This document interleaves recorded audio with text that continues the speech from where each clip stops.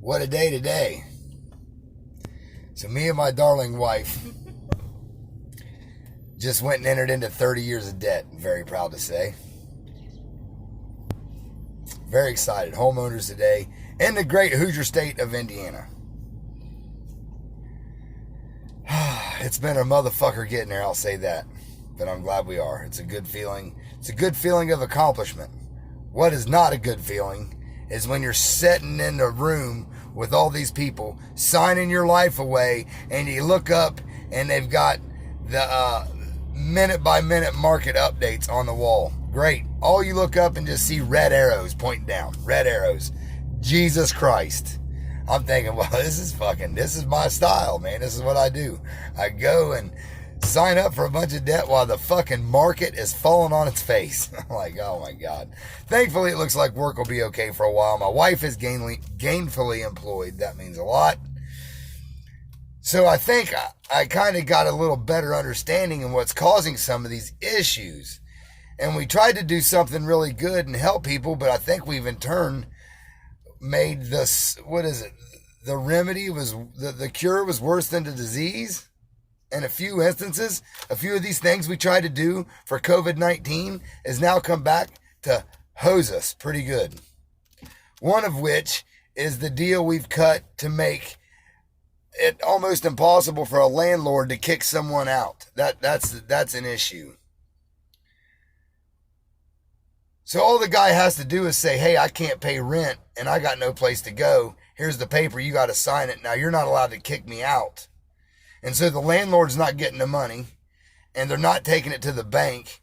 The bank's not getting the money. So then therefore bank have to pull money out of their reserves to cover all the defaults.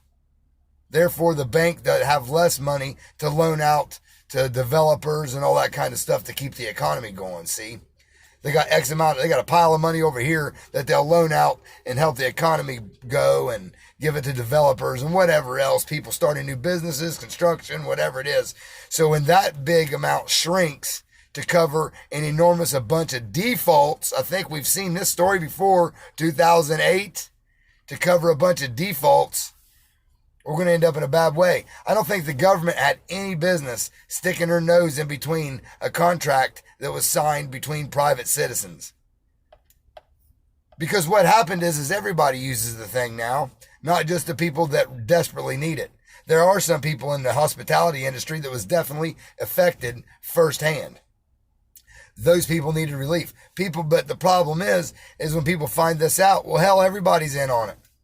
Can't kick me out. Great. This is great right here. I'm fucked hard. There's been a big wreck. I'm trying to get to Cincinnati, and they are turning us around. Somebody's ate it pretty good. I hope they're alive, and I hope that some family isn't suffering the loss of a loved one right now. This is Interstate 74 going into downtown. Right by North Bend Road is where we're at, and there's a lot of ambulance, fire trucks. Sad. Well, God bless. I hope everybody's okay. Damn. I hate to see that. You know what I mean? Somebody's Friday is way worse than yours. So be grateful. God, that kind of changes the mood. What? It looked like it was on fire. See them spraying it? Yeah, I see there. What are these guys? Are they giving me the option to turn around or? I don't.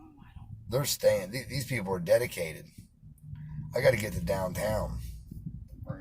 I guess I'm going to have to go up, hit Cross County, go across, take 75 down. Yeah, that's what I do. Unfortunate, man. Unfortunate. Shit. I don't know what else to do, bud. You're going to have to. You little fucking cheese dick. Well, unfortunate. It's funny. It's all about people, too. They'll run right over you. I got to be somewhere, so they'll fucking crash into you and make another wreck trying to get to where they got to be. You know, thanks for stopping us there, hon. She's doing a good thing. Good move on her part. Oh, I hope she don't have to stop any violent criminals later. She's about 100 pounds.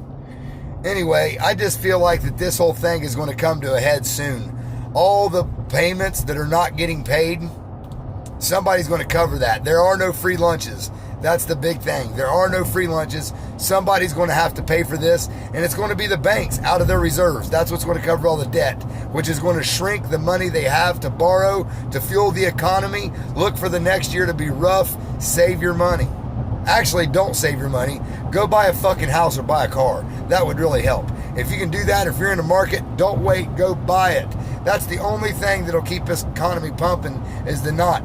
You can almost scare people into a depression. I'm sorry, not a depression, a recession. If you talk doom and gloom enough, people will go home. They won't go out to eat. They won't go nowhere. They won't do nothing. And that stops our economy.